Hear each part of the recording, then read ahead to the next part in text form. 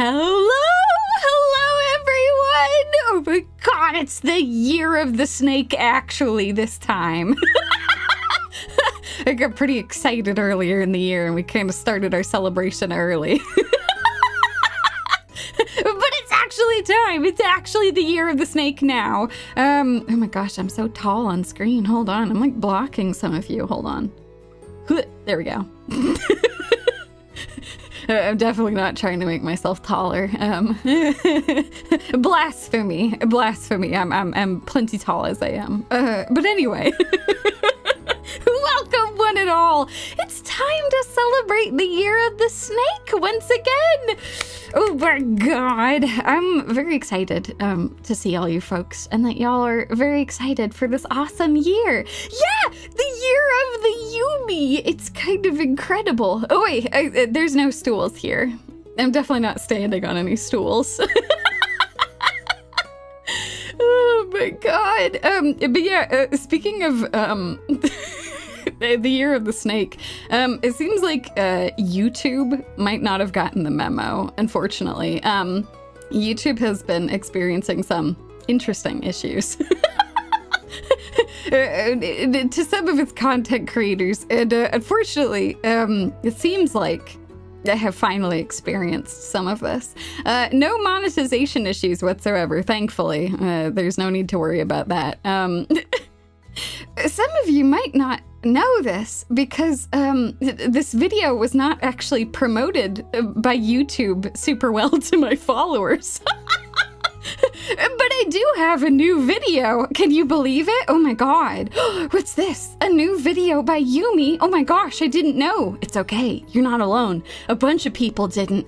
I only realized this after Bear had to like go hunt through his subscriptions to find it. Like it didn't show up on his homepage. So there you go.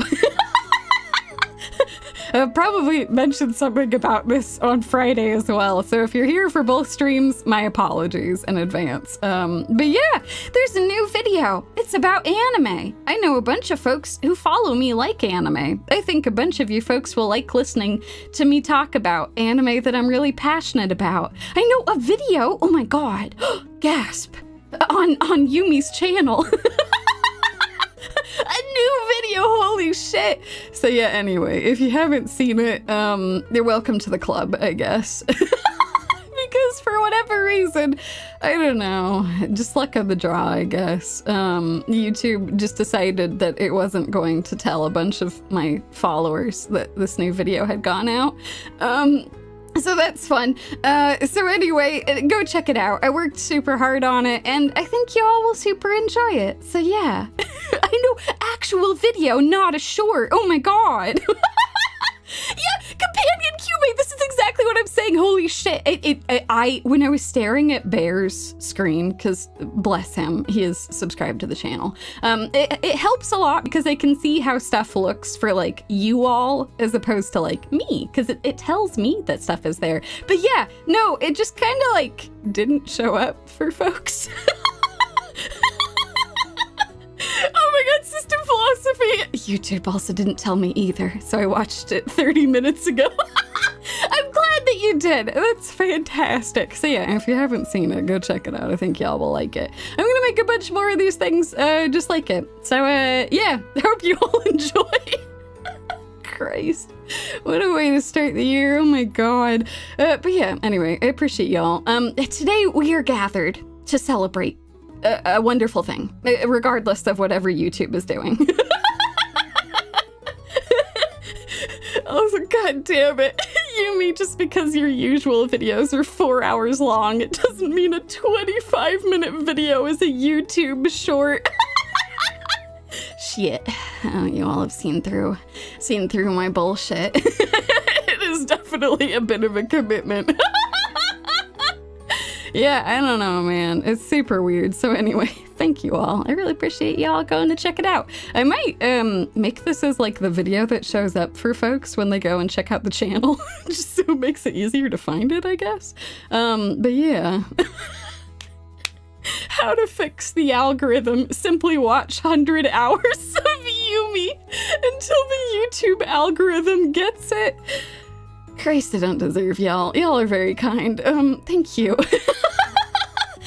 But yeah, hope y'all enjoy it. It's 25 minutes of your life. But in the interim, while you all are here, welcome to a wonderful celebration of the year of the snake. Oh my God. Oh, it's been so nice all day. I've been watching all of the people posting all of their snake art and talking about fun snake things. And it's a good time, man. It's just a good time. Good time to be celebrating snakes and all of the cool things about them. So yeah. Oh my God, that's true. Holy shit. I am actually getting pretty close to 15,000 subscribers. Dear God. That's kind of insane. Oh my God. It's just, that's really nice of y'all. I appreciate it. Oh, and GMI Ryan, happy Lunar New Year to you too. Happy New Year, everyone. I hope you folks are having a great snake-tastic day, because boy howdy, I'm bringing the snake news to y'all. We got a lot of cool stuff to talk about today. Something that I had kind of mentioned earlier in the year when I got way too excited about the year of the snake and started celebrating it early, is that there's a lot of really cool folklore around snakes. I talked a little bit about it in that first video, but this is the first time where I get to expand on some of that and share one of the coolest snake stories that I have heard. So today, join me as we celebrate the Lunar New Year with the legend of the white snake. Unrelated to any white snakes who are in charge of this channel, there is actually a real factual legend of the white snake. If you don't live in or near China, you might not have necessarily heard of this, but it is a huge story that is very well known for a bunch of people. In particular, it's considered one of the great four folk tales of China. To put this in perspective, its influence and cultural impact are comparable to stories like Cinderella in the West. So Cinderella, I think, is a good example because it's pretty ubiquitous if you grew up in an English-speaking or Western country. I know West and East is like a weird, the like border between East and West is really dumb. But like if you grew up in Europe, if you grew up in North America, if you grew up in like a lot of English speaking places, you're probably familiar with Cinderella. Cinderella is one of those things where if you see a glass slipper, you know that that's Cinderella adjacent. Other things are like pumpkin carriages, sad women being mistreated until they are magicked into a place where they can be happy, you know, that sort of thing. Like that's like quintessential Cinderella that's very recognizable to a bunch of folks. Cinderella was actually one of my favorite stories growing up. I loved it to death. I've seen most iterations of Cinderella, definitely not obsessive about this whatsoever. Oh my God, and here's the thing, Silver Ronda, that's the thing. At this point, Cinderella is just super well known in a lot of different places, that I'm hoping that the legend of the white snake will become well known as well, because I think it's super cool and extremely like, whoo boy, we're gonna get to it, but like there's action, there's romance, betrayal, all these sorts of incredible things. It's super good. No, I'm definitely not obsessed with Cinderella because of the glass slippers. How dare you? You all are on to me. I definitely didn't want glass slippers for my collection. Okay. Moving on from shoes-related crimes. The legend of the white snake is a very old tale. It's existed in China for a long time. We're talking, it was first documented back in the 9th century. It is that old. Later on, it was adapted into its, what we'll call loosely, more modern form within the 1500s during the Ming Dynasty. So this is a story that has existed for over 1,000 years, and it has evolved quite a bit during that time. But a lot of modern versions of this really come from the 1500s version. That's where we start getting more of the modern telling of the legend of the White Snake. This story is fundamentally about a forbidden love between a human and a snake spirit. There's a lot of different variations on this, but there's a couple of things that are constant throughout, which we'll go over here shortly. The biggest thing to know is that in the earliest versions of the story, the love ends in tragedy. It's really sad. The snake ends up imprisoned by a Buddhist monk for breaking celestial laws by trying to marry and then, like, continue to protect a human.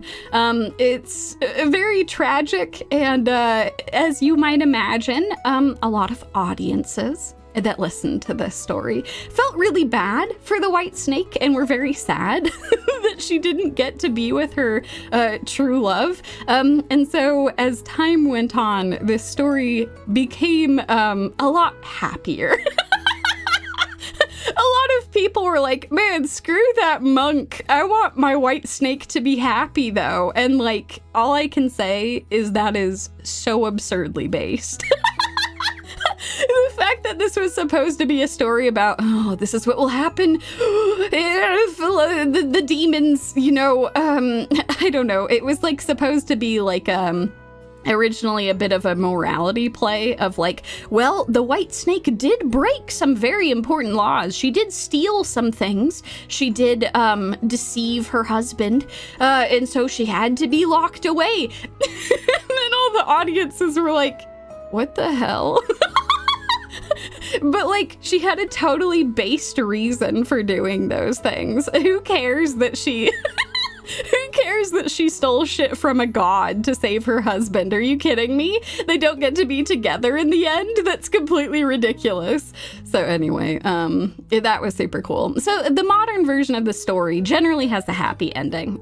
There are still opera versions of this that have kind of it's more of an open ending where it's ending a little tragically, but with a bit of room for maybe turning things around. But most versions of this nowadays tend to be a lot happier, which is great. Absolutely fantastic. So yeah, it's really nice that more modern depictions of the story are not only uplifting, but really touching. It's a story about two lovers overcoming the odds to be together. It doesn't matter that one of them is not human. They still have a family together and get to live happily. Oh, it's wonderful. Absolutely wonderful. So let me walk y'all through some of our characters in the story. There's a lot of characters who will show up in bits and pieces of different versions of this, but there are 4 characters who always show up in one form or another. And I'm gonna go through them really quick because in order to properly explain this story, I have actually put together a very special reading of it for you all so that you all will get to experience this story to its fullest. So before we get into our reading, let's talk about the main cast members of this. So our wonderful, wonderful protagonist is Bai Su-Zhen. I'm going to be using the animated versions of these characters, which we will be watching tonight for our members stream for folks who are available and want to hang out. But yeah, Bai Su-Zhen is the White Snake. She's super cool. She's a badass. She's out here stealing shit from gods and being super cool. She's also just a very kind person who has a very powerful magic that she can use. She can transform between being a snake and a human, which is dope. And she can also do really cool shit with swords because why not? She's also a sword master. Amazing. What could this woman not do? Alongside Bai Su-Zhen is Xiaoqing. So she is the green snake of these stories, and she is awesome. I really, really like her a lot. She is super awesome. She is effectively best friends with Bai Su-zhen. The two of them live together in most versions of the story for like the beginning portion, and then from there things change a little bit. There's some like very tragic renditions where Xiaoqing is like, I don't know, a villain, which is sad. There's some good versions of it though, where like it's a good like push and pull between them. Whereas Bai Su-zhen is very kind, kind of to a fault. She's a very kind-hearted person who tends to trust people, maybe a little too much. Xiaoqing is over here just being a general badass and being like, nah, I'm a throw down. Like, if anyone hurts you, I am going to hurt them. And that is amazing. That's super cool. She's really cool. I like her a lot. You all are going to see a little bit more about exactly how much I love this character when I go through our wonderful rendition of this. Is there the red snake to make the snake rangers? There isn't, but I volunteer as tribute. I would like to be the red snake. That would be super cool. I feel like I would fit right in. It would be fantastic. Oh, God. Then, in addition to these two characters, who are always portrayed as snakes, sometimes they are portrayed as snake demons, sometimes they're portrayed as snake spirits. Either way, they are magical snakes who can transform into humans, and they kick ass. Fantastic. And next up is our first human character who always shows up in these stories because he is the main love interest. It is Shu Xian. He is sometimes referred to as Shu Xuan. So instead of an I-A-N, it's U-A-N. But either way, he is the main love interest. He is a doctor in most stories. Sometimes he's also a badass who can throw down. But he is the human that Bai Su-zhen falls in love with. And he's generally just a really nice guy. Just like a cool dude who wants to help people. In most versions where he's a doctor, he's really smart and like he has a clinic where he helps people. And it's cool as hell. Also, sorry, Chibinoko, I think you're gonna block this next one. So I'm gonna bump you down a little bit. Sorry. You can come back in a second. We'll still have the Happy New Year right here. Perfect. Fantastic. Okay, the last character who always shows up in these stories in various versions is Fahai. So Fahai, I have listed here as human ? Because for some of the stories, he's super not a human. He's a tortoise spirit, and he's a very, like, I'm gonna go out on a limb and say, like, an evil spirit. In, like, the earliest versions of this tale, he was set up to be, like, a very sympathetic character of, like, oh, yes, but he's just protecting the good humans from the demons. But then the audiences were like, nah, he's the bad guy. He's getting in the way of their love. He's objectively the bad guy. So in most modern versions, he is the villain. Which, you know what? Fantastic. Some versions, he's not a turtle, pretending to be a human, just like the snakes are pretending to be humans. Sometimes he's just a human. He's just a human who's an asshole. So, like, you know, but he's always a monk. In some capacity, he is always a monk. Either he is an actual human monk or he is a turtle that is posing as a human monk. He does seem like a rules lawyer. Yeah, no, he is effectively the evil stepmom of the story who's like, you're breaking the law. I'ma lock you up now. And then they do battle. It's super cool. This story is really good. I really like this story a lot. So yeah, this is kind of like just the setup for our story, because now I'm gonna take you all to another place for the last bit of our stream. Are y'all ready? Woo! Hello. Welcome, one and all. Oh, hold on. Chibinoko, what you doing there? Let me put you back here. There we go. Perfect. Excellent. Hello, one and all. Transition. I know, a new screen. Also, hold on. This is the first time I actually have the chat box here. Let me bring y'all down. I'm gonna put y'all right here. God damn it. Oh. Yeah, he really is among us, I suppose. I suppose that's fair. Wait, it's over. And no, it's only just begun. That's the secret. It's time. I have, prepared something very special for the Year of the Snake with you all. I have taken the time. I have gone through a bunch of different versions of The Legend of the White Snake. I've gone through the version from the opera. I've gone through some of the original versions. I've gone through a bunch of stuff. And I have written The Legend of the White Snake Yumie version. Trying to get a bunch of the parts that I think are really awesome, just so you all can see why this story is so cool. Oh, I'm so glad that y'all enjoy it. Oh, the candle smells is good. That's fantastic. Also, give me a second. I'm gonna move Chibinoko. Chibinoko, hey, come here. You're a little too close there. There you go. You can hang out over here at the candles. Perfect. Wonderful. Alrighty, folks. So, for the rest of the stream, to properly explain why I think this story is so cool, I'm going to read it to you all now. So I hope that you folks enjoy The Legend of the White Snake Yumie version. There once was a pair of snake spirits who lived on Mount Yumie, a pure white snake, Bai Su-zhen, and an emerald green snake, Xiaoqing. For many years, the snake spirits Bai Su-zhen and Xiaoqing lived peacefully on Mount Yumie.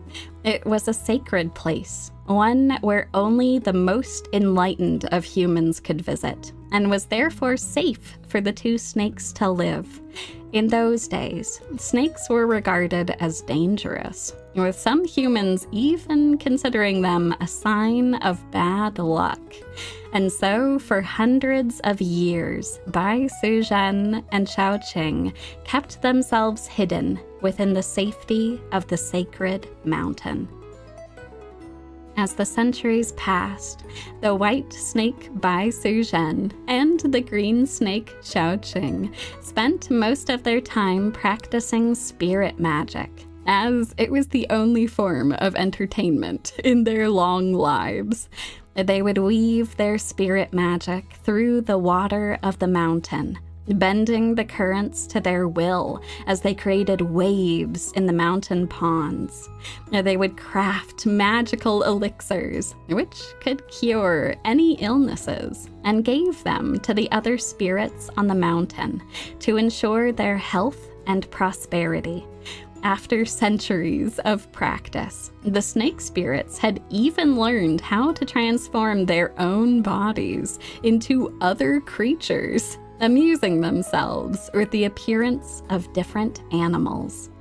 It was only when Bai Su-zhen first took on the appearance of a human that their stagnant lives began to change. These human bodies were endlessly entertaining, with the ability to wield new spiritual tools and weapons. The snake spirits began to happily spar with each other, using mystical blades fortified with magical energy.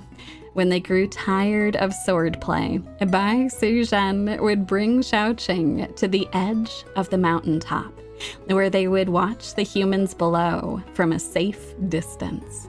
Bai Su-zhen became captivated by the world of humans, watching them grow up, build families, and grow old together. It was such a stark difference from their own lives, where they existed for centuries without changing, and Bai Su-zhen developed an appreciation for the fleeting yet satisfying lives of mortals.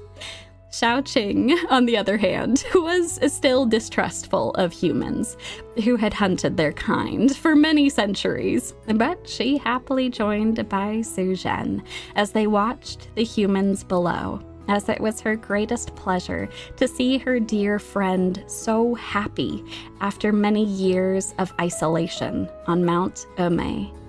It was on one of these days, sitting together in their human forms as they watched the mortals below, that Bai Suzhen suddenly grabbed Xiaoqing's hands with a look of determination. They had spent many years mastering these human forms, and they had become masters of swordplay. What was keeping them here on this mountain anymore? They didn't need to fear humans if they could blend in with them, and they were more than capable of defending themselves if necessary. Why not leave the stagnant mountainside behind and enjoy the vibrant world of mortals together? Xiaoqing was hesitant at first, worried that their disguises would be revealed and that they would be in danger. But Bai Suzhen's earnest plea swayed her heart. This was the happiest that the two of them had been in centuries, and even if it was risky, it was worth it to pursue this sliver of happiness in their long, otherwise stagnant lives. Together, the two snake spirits descended Mount Yumie, leaving behind the security of their unchanging sanctuary for the pursuit of a more fulfilling life. As they entered the world of the humans, they were surprised at how lively the streets were. Compared to the oppressive silence of the mountain sanctuary, the boisterous human settlements were a breath of fresh air. Bai Suzhen was enraptured. A huge smile permanently spread across her face, and Xiaoqing was feeling her reservations beginning to fade. Suddenly, a rumble filled the air above them, and the snake spirits saw a thunderstorm had appeared.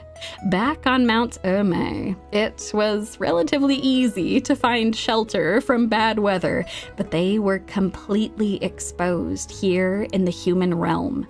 Nearby, the snake spirits could see the humans pulling out some sort of contraption to shield themselves from the weather.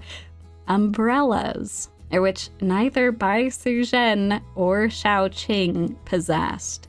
Although they both carried weapons under their dresses, they had never needed an umbrella or any similar tool on the mountainside, and the snake spirits feared that they would soon be drenched with rain.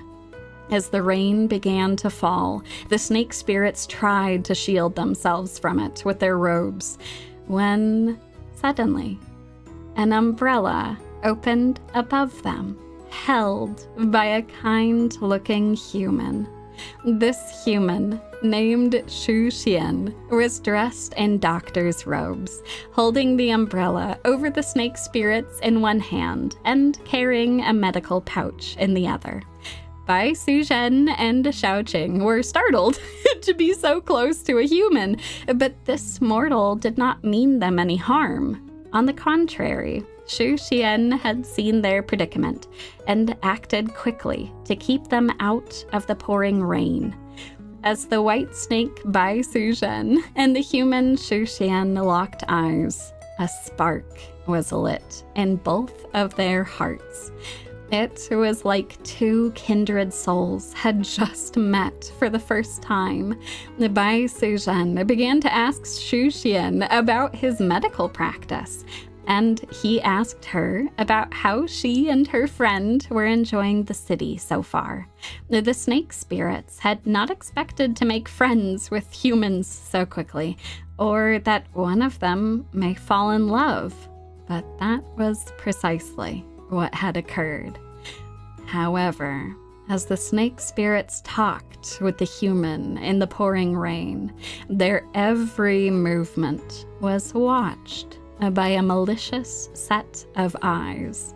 Fa Hai, a tortoise spirit, had been one of the neighboring spirits on the mountain, and he had been watching the snake spirits with resentment for years.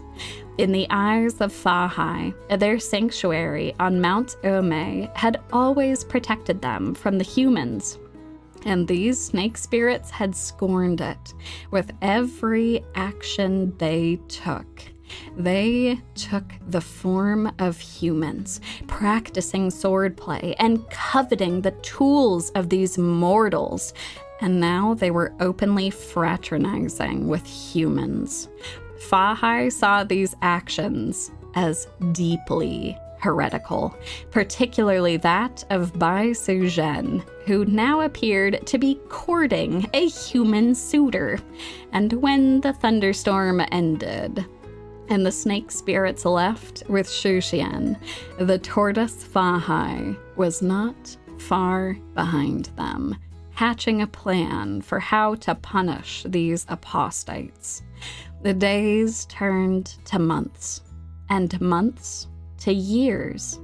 The snake spirits had slowly integrated into human society.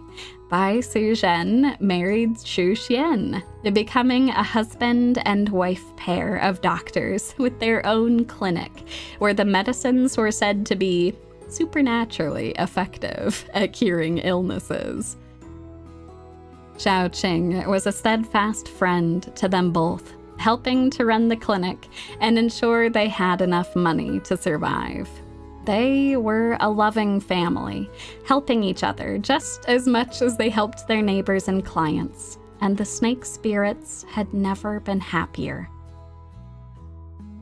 However, with every happy moment that they experienced, dark clouds seemed to gather in the distance. A strange man started appearing at the clinic, always insisting that he needed to speak to Shu-xian, and Shu-xian alone. This man wore religious robes, his head perfectly shaven, just like the surface of a turtle's shell. And although he claimed to be a Buddhist monk, he looked at the snake spirits with scorn and disgust, almost as if he was seeing right through their human disguises. In private conversation, this monk kept telling Shu-xian that he was being deceived. His wife was not a human, but a demon who was waiting to devour him whole. The monk had even given Shu-xian a bottle of Xianghuang wine, which would reveal a spirit's true form if it was consumed, and had insisted that Shu-xian give it to Bai Su-zhen to prove his claims. Although Shu-xian was a kind man, he had grown tired of this monk, who was a constant disruption to their clinic and a very rude client to his wife. With a tired wave, Shu-xian told the monk that he'd drink the Xianghuang wine with his wife, so long as it meant the monk would never come back to their clinic. Although Shu-xian had meant this to be dismissive, it seemed to satisfy the monk immensely, who thanked Shu-xian for his time and told him that if Shu-xian ever needed his help once again, he simply needed to visit the Jinshan temple and ask for Fa Hai. That night, after the clinic was closed and they had cleaned up the main area, Shu-xian and Bai Su-zhen retired to their chambers for a drink. Shu-xian reluctantly poured the Xianghuang wine, determined to prove this wretched monk wrong and return peace to his life once again. However, as soon as Bai Su-zhen drank from the glass, she began to gasp aloud, dropping the wine and collapsing to the ground as her form changed into that of a long, pure white snake. Shu-xian collapsed backwards, his heart stuck in his throat at the sight. Snakes were said to be the bearers of bad omens, evil creatures that would harm a household and the prosperity of a family. With a sinking realization, Shu-xian remembered all the years they had spent together, their marriage and clinic, and how Bai Su-zhen had told him that she may be pregnant with their first child. Shu Xian's heart convulsed, his terror colliding with all the loving years he had spent with this snake woman. And his body collapsed to the floor, his breathing slowing as his heart stopped beating. All this time, Bai Suzhen had been frantically trying to change back into a human, watching as her husband collapsed from fear before her. And as she regained her human limbs once again, she held his dead body in her arms. Without a second thought, Bai Suzhen raced from the clinic, hurrying back towards Mount Yumie and the sacred land of spirits. She was not going to let her husband die in vain, and somewhere in these forests lay another mountain, the Kunlun, where a god grew a garden of Lingzhi, a medicine that could restore the dead back to life. Bai Suzhen had not told her green snake companion where she was going, as stealing a god's medicine was one of the most blasphemous acts a spirit could commit. But after so many years with her beloved husband, she would not let him perish here. With supernatural speed and magical prowess, Bai Suzhen infiltrated the god's secret domain in the Kunlun and stole the medicine that would bring her husband back to life. Rushing back to the clinic, Bai Suzhen arrived to see Shaoqing in a panic, seeing the dead Shu Xian on the floor with wine spilled everywhere. As Bai Suzhen explained what had happened, she gave Shu Xian the medicine, desperately hoping that her efforts would not be in vain. And after several long, painful moments of silence, Shu Xian's eyes opened, life returning to his body once again. For a moment, as Shu Xian looked upon his wife, that same fear flashed across his face once again. But as he lay there in her arms, gently cradling him as she cried tears of relief, Shu Xian realized how horribly he had been manipulated. Fa Hai had preyed upon the man's goodwill and his fear of snakes, and it had almost torn their family apart. It didn't matter if Bai Suzhen was a snake spirit or a human. His love for her was genuine, and he was proud of the life that they had built together. Bai Suzhen forgave Shu Xian in an instant, and although Shaoqing would not completely forgive Shu Xian for trying to fearfully cast aside Bai Suzhen, she begrudgingly accepted his heartfelt apology. In the following months, Bai Suzhen gave birth to Shu Mengjiao, the child of a spirit and a human, who was a quiet, thoughtful child that brought endless joy to their growing family. The appearance of the child Shu Mengjiao even brought comfort to Shaoqing, who had been worrying about Fa Hai's next moves. But with the joyful birth of Shu Mengjiao, Shaoqing had started to feel like their peaceful existence may continue after all. However, these worries that she had were not groundless, as Fa Hai had spent this time angrily hatching his most ambitious plan. It had taken him months to achieve, but Bai Suzhen's actions in stealing from a god had given Fa Hai the exact ammunition he needed to tear her apart from her family for good. Using Bai Suzhen's heretical actions as justification, Fa Hai had opened the halls of the Leifeng Pagoda, an enormous spiritual tower that was impenetrable to attacks, and was therefore the perfect prison for a snake spirit. Shortly after Bai Su-zhen had given birth to Shu Mengjiao, Fa Hai decreed that she had stolen from a god and forsaken her spiritual heritage, and consequently imprisoned her within the enormous Leifeng pagoda. Both Bai Su-zhen and Xiaoqing tried to fight back against Fa Hai, using their spirit magic to strike at their aggressors with enormous waves and fearsome sword strikes. But the pagoda shielded Fa Hai, almost like a tortoise retreating into its impenetrable shell. Xu Xian fell into despair, unable to reach Bai Su-zhen within the Leifeng pagoda.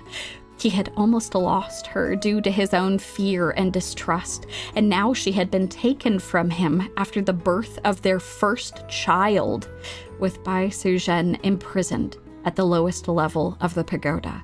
Xiaoqing vowed her vengeance upon Fa Hai.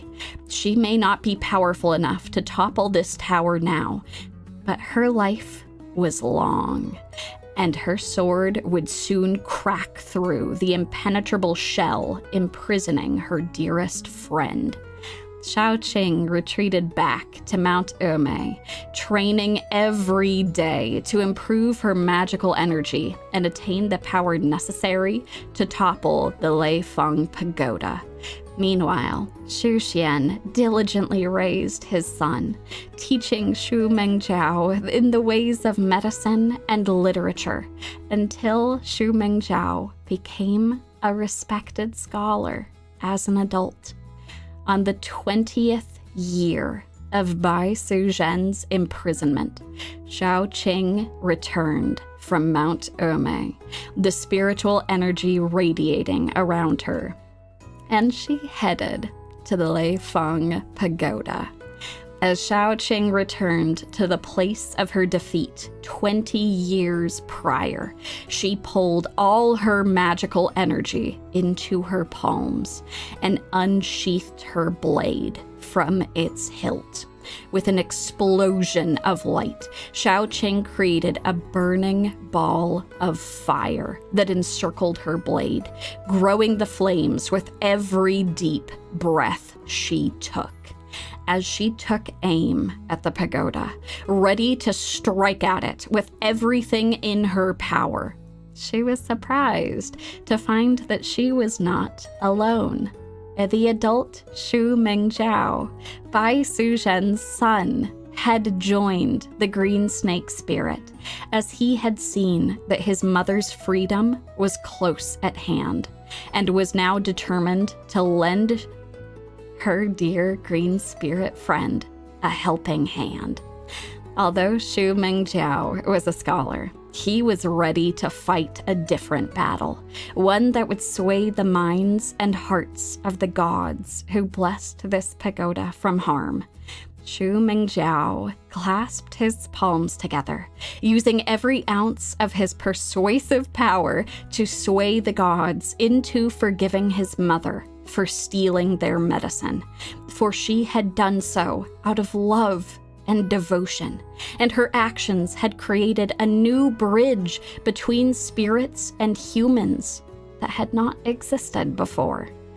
The gods who had blessed the Leifeng pagoda and making it impervious to outside attacks, heard the earnest pleas of the human Shu Mengjiao and saw the tireless dedication of Xiaoqing, and smiled to themselves, for this had proven to them that the worlds of the spirits and the humans had started reconciling after so many years of strife. A human and a snake spirit had come together to save someone they loved, and that was more than enough to earn forgiveness for Bai Su-zhen's actions. Xiaoqing's sword pulsed with billowing flames, and with one enormous swing, she carved into the Leifeng pagoda, the flames from her sword pounding into the building. Although the pagoda was said to be completely invulnerable to all attacks, right at the place where she had struck with her sword, the surface of the building cracked, allowing the fire to swarm inside. As soon as the tortoise shell of the pagoda was breached, the building crumpled inwards, splitting open as the flames poured through it. Seeing his plans burning around him, Fa-Hai fled from the building, hiding inside the only shell that he could find nearby. A small crab with orange flesh and a sturdy shell that would forever seal Fa-Hai's spiritual powers inside it. As soon as the fire had died down, Xiaoqing rushed into the cracked pagoda, rescuing her beloved friend from her 20 years of imprisonment and successfully reuniting her with Xu Mingzhao and Xu Xian, who were awaiting her with open arms. It had taken many years, painful training, and unimaginable hardship, but the snake family had finally found the peace and joy that they had been searching for. To all those who listen to this tale, let this be a lesson that love can transcend even the hearts of gods, and that snakes should not be feared, but celebrated alongside their beloved human companions. This is also the reason, legends say, that the best way to celebrate the Year of the Snake is to have a crab dinner.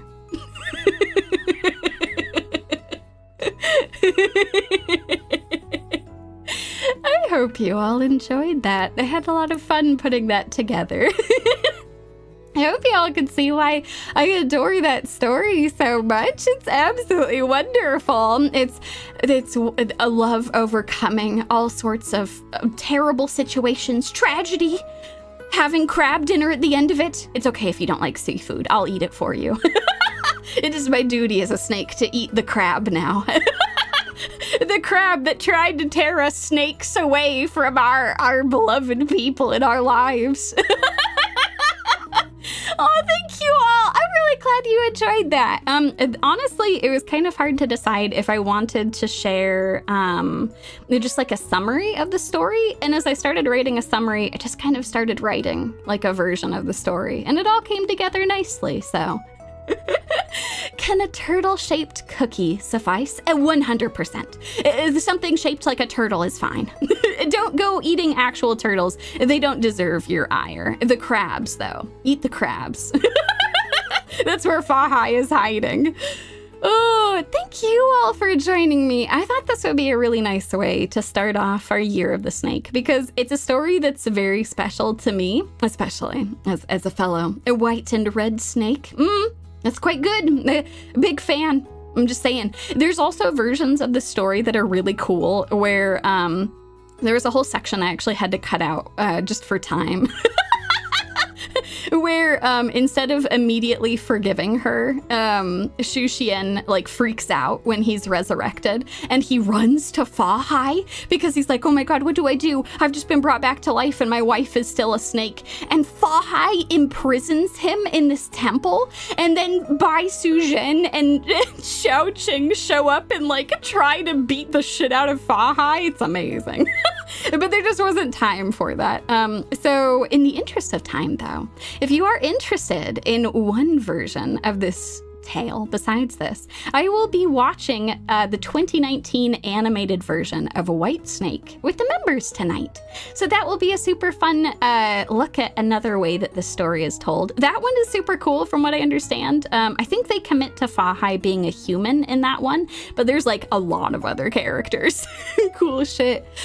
I'm so glad you all enjoy story time. It's something I want to do more because I think it's really fun to share stories. And clearly I enjoy writing and sharing them. So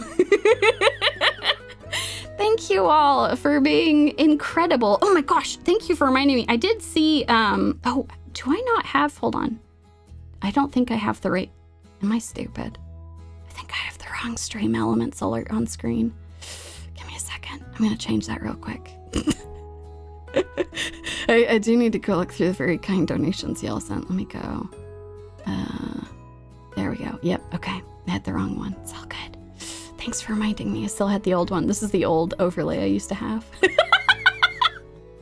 Let me go really quick. Thank you for checking in. Let me go stream elements. I'm also gonna make sure. I don't think I missed any super chats. I think I was good about that this time. I actually saw stuff. Yes. Let's go. Oh my god. You all are very kind. Oh my god, thank you. Let me go pull this up. Oh my god. Okay, let's go. Thank you, Isaac, for the very kind donation. Happy Lunar New Year, Yumie. Imagine this dono coming in a red money packet with a golden snake on it. I thought you might want a turnip demon plush. Since that anime seemed to captivate you, unfortunately they sold out. Oh my god, what world do we live in where that's selling out? Oh god. Oh no, those poor people. They've been infected with the spores. They've been ruined by the spores. Holy shit. This will have to do. That is very kind of you, Isaac. Thank you. Also, what the hell, Magical? Jesus Christ. Thank you for the gifted memberships. You all are very kind. I'm sorry that you all have been infected with spores from our last seasonal anime stream. I promise it wasn't because I was infected with spores and then we all just ruined each other together. Y'all are very, very kind. From the bottom of my heart, thank you all so much for being awesome, for being so excited for a bunch of cool shit that we've been doing on the channel. Are we trying to pull Firo on the member gacha? Holy shit. Oh god, I need to hit her up because it's almost Monster Hunter month, y'all. Ooh, a Monster Hunter time. It's gonna be good. Oh my god, I'm so excited. But yeah, in the meantime, as we celebrate the wonderful, wonderful year of the snack and other very cool things, I just wanted to thank you all for being so awesome because it's been a really cool start to the year. You all have been really awesome. I've had a lot of cool new stuff that has dropped on the channel and things, and I just really appreciate you folks for being so kind and so excited and just really looking forward to all the cool stuff that I got in mind. So yeah, it's good. You all are so damn kind. Thank you. Oh my god, it's also so nice to see these new chat boxes. Holy shit. I didn't want to shout them out the last time because I felt bad about putting people on the spot before, but our man Jason, who coded these chat boxes, he was there for the seasonal anime stream. I ruined him too. And so thank you for the incredible chat boxes he coded. I ruined this man. And you know, I guess that's just how it be here. Oh my god, you all are... Oh, thank you. You all are breathtaking. You all are fantastic. What you talking about? What you all talking about? Oh my god. You all are absolutely incredible. Happy Lunar New Year, y'all. I hope that you have a snacktacular year. That was a bit rough, but I'm gonna roll with it. And yeah, look forward to more fun shit like this. More fun story time on the channel, and more fun Year of the Snake stuff, and more fun videos that hopefully, fingers crossed, YouTube will actually tell you that I made. But it's okay, because if it doesn't, I'll just find another way to tell you, so it's all good. Yumie's poison, the second PowerPoint when it's anime review time. Now listen, I know you all have asked if I'm venomous or not, and I guess my true answer is that I'm only venomous when it comes to psychic damage. From anime. Serpenturb! Oh my god! For superb Serpenturb. That's beautiful. Y'all are so good at this shit. Man, I'm glad y'all enjoy this. Y'all are great. Y'all are absolutely awesome. Well, my lovely, lovely folks, for those of you who will be listening to more White Snake stuff, I look forward to watching that with you folks very soon. It'll be great. And yeah, it's gonna be a good time for the rest of the year. I'm really excited.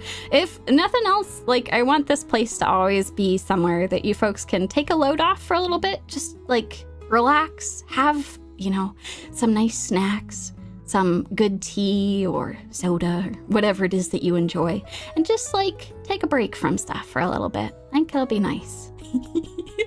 There are 2 story times, PowerPoint time and book time. A book time is tamer because there is no second PowerPoint.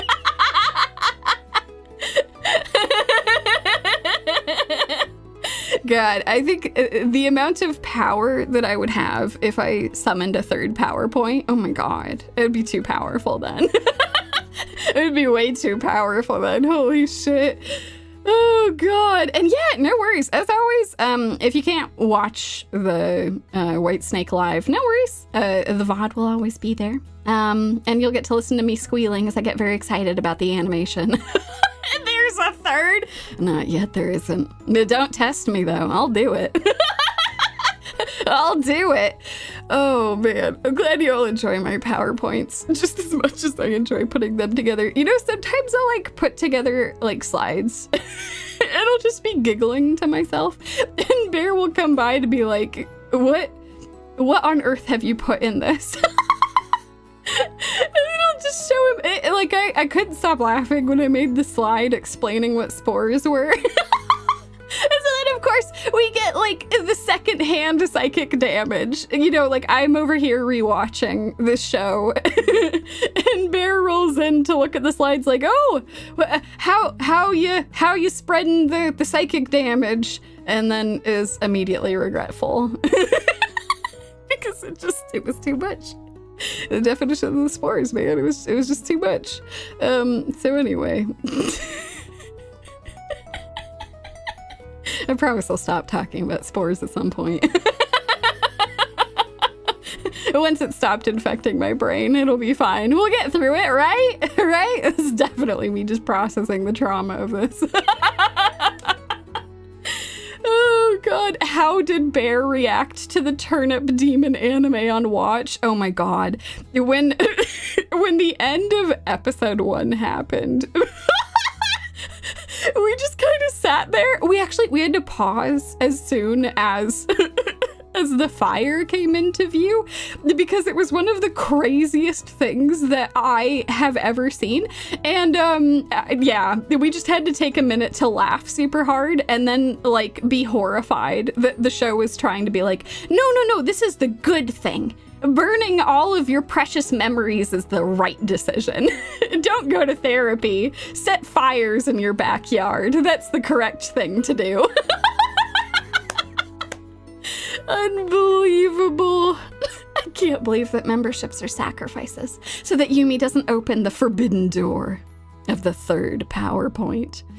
Oh God. I mean, I always say there's no sacrifices around here, but at the same time, there has been no 3rd PowerPoint. That's probably for the best. Seems like the sacrifices are working. That's good. That's excellent. No 3rd devastating PowerPoint yet. God, I have to tell you all, I don't want to like spoil too much this early into the season, but like, holy shit, I have had to like, try and figure out what anime we're going to talk about at the end of the season, because there's like 4 contenders. There's like 4 contenders for psychic damage. I think we've got it narrowed down. One of them is objectively the worst thing this season, but if I show it to you all, YouTube will like punt me into the center of the earth.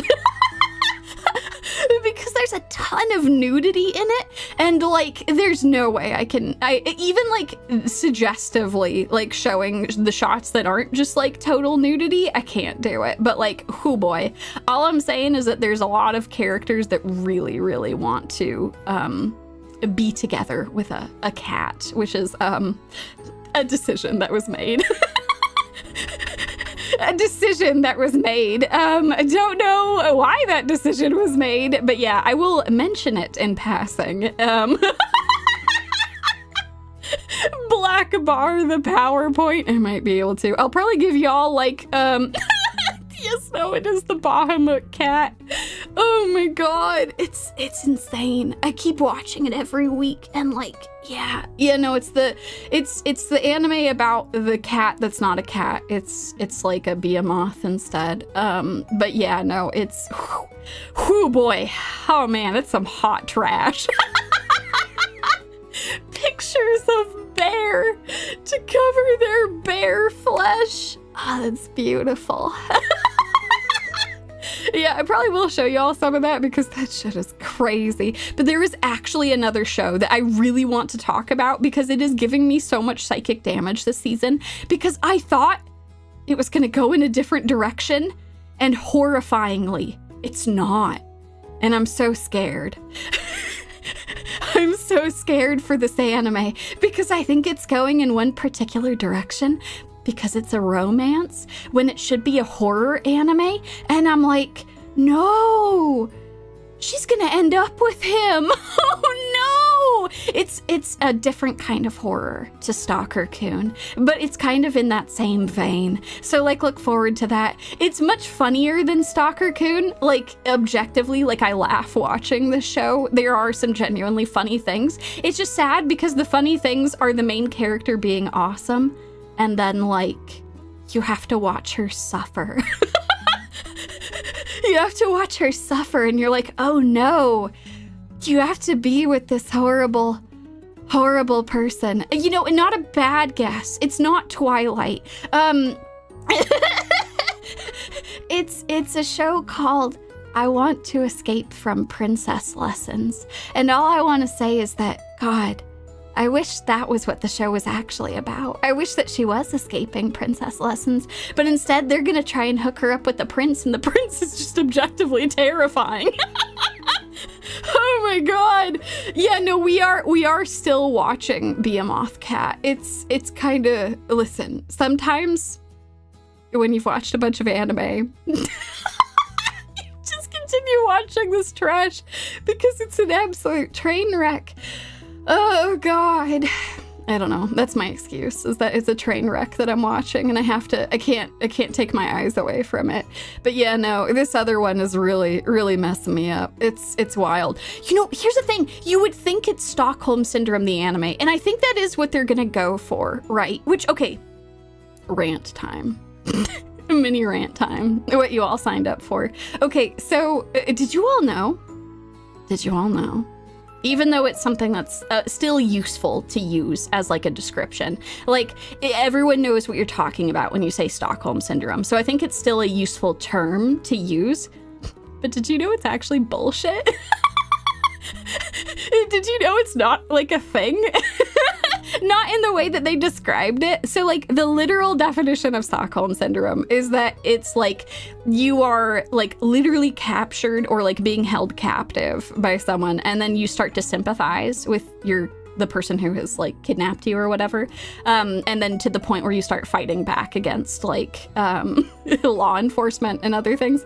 So that comes from an incident that happened in Stockholm, which is why it's called the Stockholm Syndrome. But what actually factually happened is this woman, right? Like, she, I think if I remember correctly, it was like a bank or something that got held up by some people who were trying to rob it. And she was wrong place, wrong time. She was stuck there, and that sucked. So, the folks had some demands, and like the police and other folks were like refusing to like work with them at all. Like, they weren't even trying to get the hostages out and stuff. And these folks were like really kind to the hostages, like apologizing to them, being like, sorry, we really didn't want to like take hostages. We just kind of like wanted money, but like, I'm sorry you're here. We're trying to like coordinate to get you released safely so you don't like walk outside and get shot, you know? We're trying to make sure that, like, you know, you're not gonna walk outside and people think that you're the person who kidnapped people. So whatever. So yeah, the people who were held captive were like Oh, okay. I mean, thank you for, like, not being super mean to us. So we're still not even at the point of, like, I don't know, falling in love with your captors or whatever the hell. It's just, like, some people who are just like, hey, sorry, that you got caught up in this. Like, here's the thing. So you think this is emotional manipulation, but what ended up going down was that these hostages got really pissed at the cops because the cops kept, like, messing it up. They kept messing up the hostage transfer, and, like, they kept being stuck at this place. So at a certain point, they're like, listen to their goddamn demands. What are you doing? Or at least get us out of here. They're treating us well. What's wrong with you? Get us the hell out of here. And so anyway... the situation finally ends, and they interview the hostages, and one of the women who was one of the hostages, right, who didn't, the intention was not to have, like, hostages, really, she ends up giving an interview where she's like, what the hell? Like, these people were, like, people, right? You know, like, they were trying to make sure that we weren't gonna go out into the line of fire. Like, what do you want me to say? That they were, like, villains or something? The police were, like, super incompetent at this entire thing. And, oh my God. There were some people who were very upset about that statement, to the point that they, like, got a psychologist to, like, go in and, like, give his estimation on what had happened. And they had the psychologist on TV being like, yeah, no, you know, I think she fell in love with her captors, and that's why she's saying that the police suck ass. And that's why she's saying that they were bad at their jobs and couldn't do a simple hostage transfer or, like, figure shit out. You know, and the psychologist is, like, just spouting this crazy bullshit. Then they're, like, saying all kinds of, like, really sexist shit, like that she's hysterical, which, by the way... So now the word hysterical has mercifully become a word that is great. It's really fun to say. If you think something was really, really funny, you say it was hysterical. But hysterical can also mean that someone is, like, losing their shit, right? Like, they're really upset if someone is hysterical. That's also a way you can use that word. There used to be an actual, like, diagnosis that people would give women where they're like, oh... I think that, you know, it's not that she's upset, that she has no rights, that she can't vote at all. No, it's definitely that she has the hysteria. Depressingly, that diagnosis was around an embarrassingly long time, like, in living memory of, like, some of your grandparents and stuff. That was still a diagnosis that existed. So, you know, it's super fun when, like, you have a psychologist that's like, she was just being hysterical, and you're like, I'm sorry. What century is this? And you don't get to say that. That's not a thing you can do. So anyway, that was your history lesson for today, folks. In addition to learning about the legend of the white snake, you also learned that Stockholm Syndrome is bullshit. And I mean, this is not to say that there isn't a very real phenomenon where if you were someone who is in an abusive relationship or who has been abused as, like, a child, like, having sympathy or, like, empathy towards the people who have abused you is totally a thing. That's not Stockholm Syndrome, though. That's just, like, sad, abusive, like, not realizing that you have better options in your life. You know? Trauma. Good old shit. You're very welcome. As the snack of the cottage, I have bestowed upon you my latest wisdom. I believe it starts with a case of the vapors, then if left untreated becomes hysterics. Ah, yes, the classic diagnosis for the women folk. Yes. Oh my god. But anyway, y'all learned some new shit today. That's just how it be over here. We just gotta talk about crazy ass shit. Depressingly, I only learned that, like, within the last year or two, that bit about Stockholm Syndrome. I always kind of thought it seemed like bullshit, but, like, I'd never looked into it. Cause, like, I don't know. It seemed like a weird thing, right? Like, when you think of the mechanics of how that works, that doesn't make a lot of sense. It's kind of like, I know there's a lot of like kind of bullshit things like that where you're like, what? That can't be right. Oh, and yes, I tried to cleverly turn on this filter for the fireside glow, but hold on.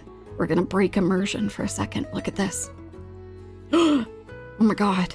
Yumie in the daylight. Yumie in the firelight. Yeah, I had a lot of fun. There's some cool shit in VTube Studio right now, which is really awesome. There's a bunch of new filters and things that you can do, which is really, really fun. It's super nice. There's a lot of really fun stuff you can do, which is awesome. Got that Saiyan glow. Oh yeah, you know it. I gotta, I don't know, be at least like stage 1 Super Saiyan, right? My hair isn't completely standing up or glowing yet, but I'm getting there. We're slowly getting there. We just finished the story of a snake. How did we get into the history of Hysteria? That one snack cult member. I'm sorry, one snack cult member. First of all, I apologize. I don't know who gave you the pamphlet saying that this was a cult, but no worries. No sacrifices are required today. That being said, the sacrifices were very much appreciated. It also, I don't have any excuses for myself. It just, I don't know, I just had to talk about random history stuff. Yes, no, you don't need to think too hard about it. It doesn't mean that there won't be sacrifices on other days, or even that sacrifices didn't happen today. But you know, just don't worry about it too much. Am I right? It'll all be fine. Blood for the blood god. Shoes for the snake lady. Y'all are the best. Y'all have got it all figured out. Oh God. Oh my God. Y'all are too kind. I'm glad y'all enjoy listening to me talk and laugh. It's what I like to do. It's very, very good. It's a classic Yumie stream. Had a story with a stalker. Gotta have a story with a stalker or a cult. That's just how it be. At some point or another, we always circle back to cults. That's just how it is over here. The Yumie Tsuchinoko channel. Oh my God, magical. The sacrifices. But there were not more required. I'll take them to prevent the coming of the third PowerPoint. Oh, the fabled third PowerPoint. Oh boy. Well, that's how it be sometimes. We have to prevent more psychic damage if we can help it. God, y'all are very kind. Thank y'all for making this an awesome start to the year of the snack. Thanks for listening to me ramble for a while. God damn, it's fun to hang with you folks. Nice to just chill and talk about random stuff too. I feel like it's been kind of busy recently, so it's been nice just to talk about stuff. I have other cool videos planned too that I think you all will enjoy. Very excited about it. Mr. Oreo. If you think about it, the history of Stockholm and the white snake are quite similar. They both had people who want something harmless, but due to law enforcement, they couldn't. You're just right. You know, that was the moral of the white snake story, was that this damn monk cop is just over here. This tortoise, he's just showing up being like, oi, you don't get to be happy. No, you don't get to leave the mountain. And here's the thing, I'm sure there's plenty of spirits who are happy on the mountain, enjoying themselves, but this tortoise doesn't have to go and ruin it. This tortoise doesn't have to roll on down, turn into a monk, and just be like, well, I'm here to throw you in prison for life. Like, what are we doing over here? I think you all can understand why a bunch of audiences, when they first heard the white snake story, they were like, what? That's the end? Like, that's how it used to end. She was imprisoned for the rest of her life. It was like at least they loved each other, right? But now they can never be together because she's just in prison. And you're like, wow, that's really sad. So I'm very happy that they added the really awesome payoff for Xiaoqing. I think that was super great, where like she gets to come in and be a badass and be like, nuh-uh, you're not locking up my friend. That's not how this shit goes. I know how to use a sword and magic, and I'm gonna use both of them to just break this building down. Oh god, it's good though. It's very good. I really like that story. I think it's really fun too because there's so many different variations of it. Like, y'all are gonna see this White Snake film. Like, even if you're just interested, you can watch this with pretty much any like video watching service. Like, I was able to find this on like Amazon Video, Google Play Video, YouTube Video. It's just called White Snake. And it's the 2019 version. It's actually part of a trilogy. We're just gonna watch the first film. I think you can watch the sequel online, but I don't know that the third one is available yet. But yeah, they like went really hard with it. There's some cool characters I've seen in the trailers that I'm really excited for. Like, there's a kitsune spirit, which is really cool. Like, this fox spirit who, oh my god, the way that they do her is really cool. She has this fun, like, I don't know, face shifting thing that she does where like her head will swivel between a fox's face and a human face. It's really cool. It's really creepy.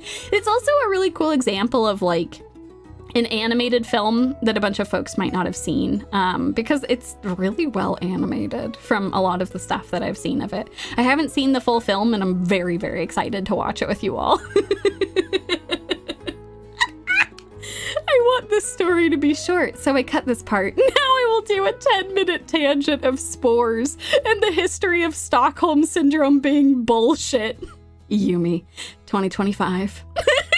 Please never change. Oh, I'm glad you all enjoy my bullshit. That's beautiful. But yeah, no, it swivels. It like an owl, but like not an owl, because owls can't actually turn their heads all the way around. I think they can do like 270 degrees, which is crazy. That's crazy. That's an insane amount of rotation for a head. That's nuts. But no, they cannot do a complete rotation because like they would break their neck. But they do like a really big like 270 degree rotation. That's cool. That's cool as hell, right? Like, that's a lot of owl movement, just going and looking at shit.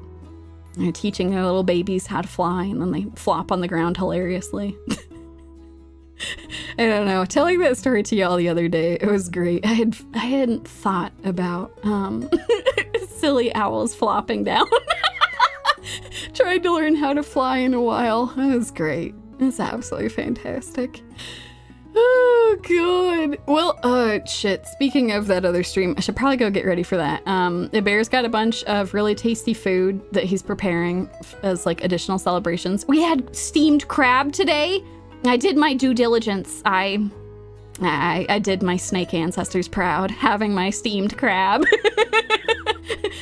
Celebrating, triumphing over this bastard, trying to keep the snake and the human apart from each other.